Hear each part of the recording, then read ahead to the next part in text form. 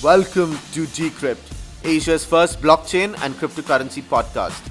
I'm your host, Tushar. Each week, we take a deep dive into the Asian blockchain scene with investors, technologists, and industry insiders. Go to decrypt.asia to subscribe to our newsletter and follow us on Facebook, Twitter, LinkedIn, and Telegram to join in the discussions.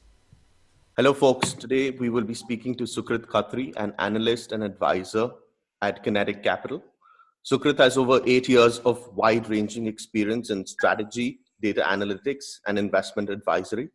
Starting his career at Deutsche Bank, he has been an angel investor, a fintech practitioner, a mentor to startups, and a social entrepreneur.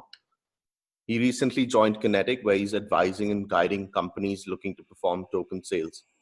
Welcome to the show, Sukrit, and congratulations on your new role at Kenetic. Thanks very much, Tushar. Thanks for having me. So before we dive into your role at Kenetic, as well as your journey in blockchain, as well as cryptocurrency, I want to talk a little bit about your background. You've always had some links to the financial services industry over the course of your career. How did you end up at Kenetic Capital? All right.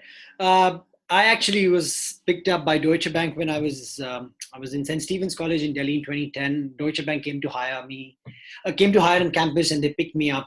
They shipped me to Hong Kong, where I have been since 2010 now. I worked with Deutsche up till last year, Feb. Then I transitioned into the fintech space. And in earlier role, my role was, I wouldn't say in the blockchain world, but it was mostly in helping companies, advising the CEOs on their strategy. One of the projects I was working on was a client which was going to have $1 billion takeover and really wanted to understand how should they be positioning themselves. So those are some of the kind of projects that I worked on. Blockchain is something that started off for me out of interest, trying to understand the potentials of it. Of course, like most people in the world, it was Bitcoin that got me involved, but I was always very intrigued about the potentials of the technology. While I was doing my research on that, because that's what my background is in research, I found out about Kenetic, which is a premier firm doing everything blockchain related in Hong Kong. We are involved with 4 aspects of blockchain. One is the tech aspect. The other is advisory, which is what I'm part of. Third is investments, so we invest in tokenized securities or ICOs. Fourth is community building, and that's a very, very important element. A lot of people out there who do not understand the use cases of blockchain, and that's something I help them. I help them understand that blockchain is something they can apply on in their daily life, within their firms, to improve efficiency, to reduce cost, and a lot of other benefits. That sounds good. So, are you involved across all 4 verticals, or is there one particular vertical that you take care of in particular? I'm involved in the advisory element. So where we get clients who come in. I describe this a little bit like clients who come in who have ideas, who probably understand a little bit about what they want to do, but we help them take through the journey of not only just raising funds but giving back to the community. And throughout this discussion, you're going to hear this word community from me, not purely because it's a very, very important element to how we approach doing ICOs. We believe that a lot of clients still, unfortunately, look at ICOs as raising money. But it's actually not about raising money. It's about delivering on a product which is required by the population, that's required by the people. So an idea could be somewhere like somebody says somebody wants to do an exchange. So we would help them understand, all right, who are the stakeholders that will be involved in this exchange? And what are the problems that they are that they have right now? Then what are the solutions you will be bringing? And how are those solutions better off in a decentralized world as against a centralized world?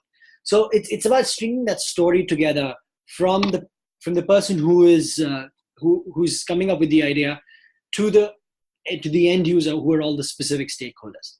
And another element here is the token utility. It's the hardest piece of puzzle, if I may, for a lot of the entrepreneurs that come to us. We only work with companies that have got a utility token. We do not work with security tokens at all. And helping those founders understand what's the utility that will drive the community, that'll grow the community, not just in the form of airdrops on Telegram. It should be that people should start valuing your token for multiple use cases. So that's where I come in and I help them understand and develop those token utilities. So before we go deeper into your role, I want to kind of dig a little bit deeper just in terms of your journey within the blockchain and cryptocurrency world. When did you first hear about it, and when did you realize that you actually wanted to pursue a career in this field? Sure. The first time I heard of it was in 2010. Now, I used to do financial research. I used to cover about 110 banks across Asia. So, anything which talked about disrupting the industry, I would hear about it. But I was not heavily involved in the crypto space up till, I would say, a couple of years ago. Much like everybody else, I bought into Bitcoin, because my friend told me about it. I bought it. I didn't really research much about it, but it was only last year when I got very heavily involved in it, trying to understand the technological benefits of it.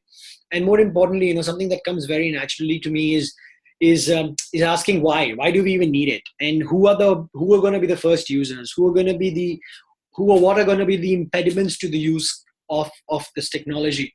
So it's only over the past year or so where I've been heavily immersed in this, where I've been going, networking with people, understanding from them, meeting developers, and even just understanding why they are involved, because it's the developers who were the first adopters of this technology. So I believe my journey in this is still, in a very nascent stage, wherein I'm learning stuff every day, much like everybody else. I would nowhere call myself a blockchain expert, but I will call myself somebody who's learning about the applications of blockchain and bringing my expertise in finance to blockchain's benefit. I'm just curious, what percentage of your portfolio consists of cryptocurrencies, if you'd like to share? Your personal portfolio. It's very little. Most of it is outside cryptos. Okay, fair enough. So I want to shift gears a little bit and go deeper into your role. So as part of the token sale consulting division, I understand you advise companies that are looking to launch utility tokens. Could you tell us a little bit more about your role? What would a typical day look like for you? Sure. Well, a typical day. So how we in the advisory team, we're a group of about 6 or 7. Now we're almost growing every day. When I joined, I was the third. Now we're already double the team. So how our day looks like, we get about 7 to 10 different projects almost a weekly basis. We get about 1 or 2 projects every day, wherein we are going to be having a first initial dig at their white paper. If they have one, we're going to see what they have described as a problem and how they will be the one making a solution. Then we'll be reaching out to some of the to the founders. We're going to set up a conversation either via Zoom or it's going to be face to face, wherein about 2 or 3 of our colleagues are going to sit down, ask them questions, just help understand why they are doing this in a decentralized world. So one of the most basic questions we ask them: why do you even need blockchain? That's one of the first questions we ask. We also ask them questions about the team, because at the end of the day, most of the times the product's only going to be coming after the funds have been raised. So in the initial stages, we only prefer to work with teams which have got some sort of entrepreneurial background, have some sort of exits in their resumes, successful exits, or have got advisors who we trust. So we vet through those specific means. One of the questions, I believe I'm preempting, but one of the questions you're going to ask me is, how do I value ICO, or how do you even value ICOs? It's very hard. You don't necessarily have a metric like, say, a VC would have, because it's pre-stage investing. It's something where you're investing pretty much on a hunch that the product or the protocol that they're building, will this find value within the future? Will there be some sort of use cases that people will identify and want to get on the blockchain? So it's very hard to look at a cash flow number, or look at do they have assets that they own? It's very hard. So how we usually look at it is, what's the team? Does the technology use case make any sense? Does it really have to be on the blockchain? Will it really disrupt something or not? And a very important element that we look at it is, will it integrate with other blockchains or not? Or will this be a standalone blockchain? Because if it's a standalone blockchain, that's a lot of friction for the users to be using it. So those are some of the things we look at. So you had mentioned that you have an investment arm as well, along with the advisory arm at Kenetic Capital. So would you typically be investors in a project that you're advising on as well? So we've got a separate investment team, that we in no way will be, like we do not tell them, or they do not ask us if they should be investing or not. So they usually invest in a lot more ICOs than we advise in. Purely because we just do not have the bandwidth. And investment is a slightly easier decision, less cumbersome, less time consuming than, say, an advisory. An advisory project usually goes on between 2 to 3 months, whereas an investment decision will be made within 1 week to even 2 weeks, right? So I would say there is a pretty high correlation to, if we are advising on something, then there will be an investment, but that investment decision is made independently by a team. So you just mentioned that you receive 1-2 projects on a daily basis, and that you're extremely picky in terms of the projects that you actually choose to advise on, and your decision-making process is typically, on the basis of whether there is actually a need for decentralization, the background of the entrepreneurs, if they've had successful exits, the advisors on the team, integration with other blockchains. So far, are you able to share the number of projects that Kenetic has advised on? Yeah, I think I can tell you right now, we are working on about 7 projects. We have already done about, I think, 5 to 6 different projects are already out. So Bluezell, AirSwap, GBX, these are some of the ICOs which have been, we were also involved in ICO, not in an advisory capacity, but as an investment capacity. So those are some of the ICOs we've been involved in. There are 6 to 7 more that we're working on right now. Oh, actually, no, I think there are about 9. Sorry, yeah, we're working on about 9 right now. But I'm sorry, I'm not going to be able to share the names because it's not necessarily public information. Yeah, that's completely understandable. So across these number of projects that you're working on, you have worked on, is there a particular advisory framework that you follow? Or to put it another way, what would a typical project look like for you end to end? That's a great question, Tushar. So yes, there is usually a framework. So we usually categorize projects on, is it an advisory light or is it an advisory full stack? And a full stack usually involves about 3 phases. We define phase 1 as the setup phase. So this is where you will help the client understand, you'll ask those questions about, okay, who are your specific stakeholders? What are the problems you're trying to solve for the stakeholders? And then you'll translate all of this information into a white paper and a deck. That's pretty much the first stage. The second stage is the pre-ICO stage, is where you start making those connections. You connect them with the smart contract developers and the auditors. You will help connect them with somebody who does token utility, so an external advisor who specifically will guide them on token utility, who's got expertise on that. Then we'll also start the marketing in stage 2, because marketing and community building is a very important element of an ICO, and that lasts somewhere over 2 months. And when all of these things, a lot of them run in parallel to each other. We also start some sort of road shows, so that we take the founders into conferences, and there are a lot of them, trust me. You take them to conferences and they talk about their product, they talk about why they are doing what they're doing and why this needs to be on the blockchain. And the third phase is when you start connecting them to the investors. When the investors start, pledging money that they're going to be whatever the decisions that have been made between the company, how much they're raising, and the investors, what their appetite is. So they will start raising that. So in a way, phase 3 is where you start, doing your book building, as you would call in a bank. Book building happens in stage 3.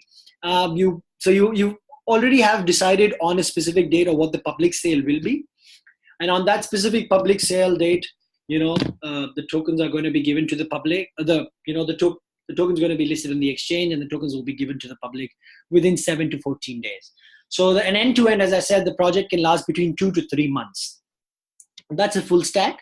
An advisory light would ideally involve at least phase 3, sometimes even phase 2. So there are many times when people some of the projects come to us, they already have a white paper, they already have defined a token utility model, but they need help in, say, finding the right kind of strategic investors. And that's very important. You need to be able to target investors who will help take your product forward.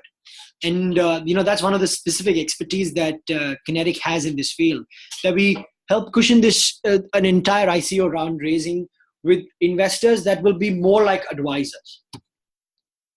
So that's kind of the VC model. If you're investors as well and you're advising, and then you sort of have a portfolio of companies, and then you kind of look after these companies. Absolutely, exactly. So that's what I think. A lot of people consider this as a substitute to the VC model. And even though there might be some merit in that, I believe, Kenetic, I find that we are a lot like a VC model wherein we help companies understand their potential. So it's very often that we end up, say, advising on an ICO today, and 2 months later, we might find an ICO, and we might say, by the way, both of you should talk because I believe your protocols can work with each other. And that's what we believe in, growing the community, building the community. And it also helps in scalability of tokens for both the specific projects. So our expertise extends beyond just, those 3 months. Are there any particular kind of projects that you're focusing on in 2018? You mentioned a few names, Bluzel, GBX, SWAP. It sounds like you're focusing on kind of some last mile projects within the blockchain ecosystem, or you could also call them platform or sort of infrastructure projects. Is that your thought process at Kenetic at the moment? So I believe, blockchain itself is an infrastructural, foundational based technology, right? So I wouldn't say we restrict ourselves to a specific, say, industry or a specific type of projects. I will say that we get a lot of referrals, right? It's not that big a community. So there are people so a lot of the companies we advise on, they go back and, when they speak on conferences, other guys who want to do ICO speak to them, and then they refer them to Kenetic. So there's a lot of inbound traffic that way. But what we see is a lot of blockchain projects around gaming, purely because it's a lot easily decentralized. There is some sort of, decentralized blockchain projects that you're getting around, social media engagement. You're seeing a lot, of course, in finance, different elements of finance, be it insurance, exchanges, or otherwise. So those are very common themes. But what we've changed this year in 2018, and that's purely because of the number of people that have joined the firm, is we're trying to tap into a lot of these projects early stage, wherein the idea is just germinating in the head. Because we feel that our value add is much better then, wherein they haven't pre-decided the route that they're going to be taking towards the ICO. That can also help them understand who are the kind of advisors they should be getting on, and who are the kind of team members they should be looking at, or even the geography they should be looking at. So, one of the projects that I'm managing, and I'm not going to be giving the name out, when we joined them, they had thought that they're going to be launching in about 6-7 countries. When we got involved, we said, listen, it makes no sense for you to be involved in 6-7. You start with just 2, and we believe you should start with just these 2, because there is a lot of potential for you to get partnerships within these 2. So that's where that's some sort of the value add which you can do if you get in early on in a project. On a global scale, are there any particular projects that you find exciting? All the projects we are working on are exciting, man. But outside of that, are there any particular, it could be decentralized exchanges, it could be anything. Is there anything in particular that you think holds promise, at least for the next couple of years? Sure. So, I don't believe our expertise only is restricted to ICOs. It's something like my boss has always said, we have to look at tokenization in a 3-stage metric. ICOs is stage 1. Stage 2 is when your internet companies start looking at tokenization. And that is happening, with Rakuten announcing that they were looking at this tokenization. This is something they announced last week. Third stage is going to be the brick and mortar companies, your big established behemoths. And it could even be somewhere like governments, which will start looking at tokenization.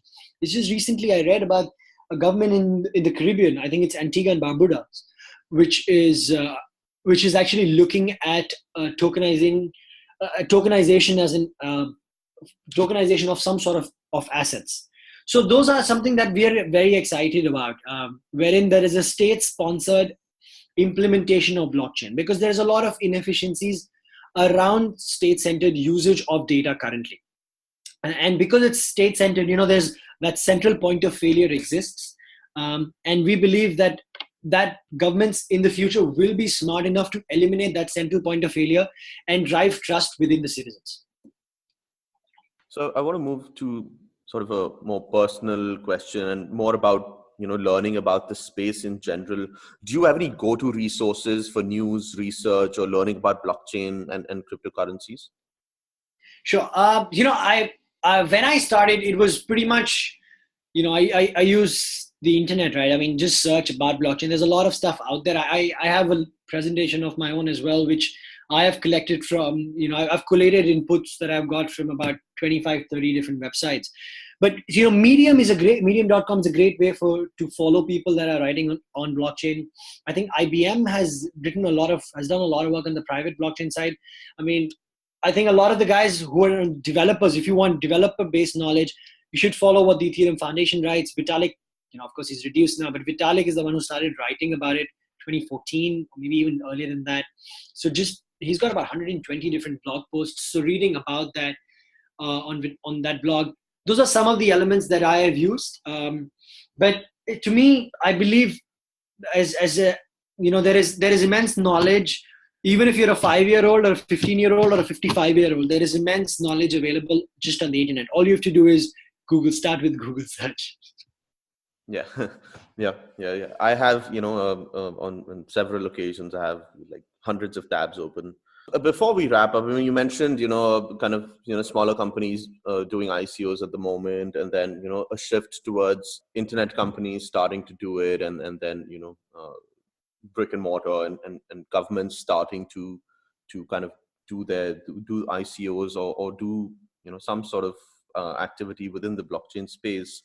I just want to get like a high level generic outlook on the blockchain space in over the next couple of years before we wrap up. Where do you see it heading? You've obviously bet your career on it, so I'm sure you're bullish on the ecosystem in general, but like just sort of your last thoughts on the space in general. All right, that's actually, you saved the most difficult question for the last, so thank you very much.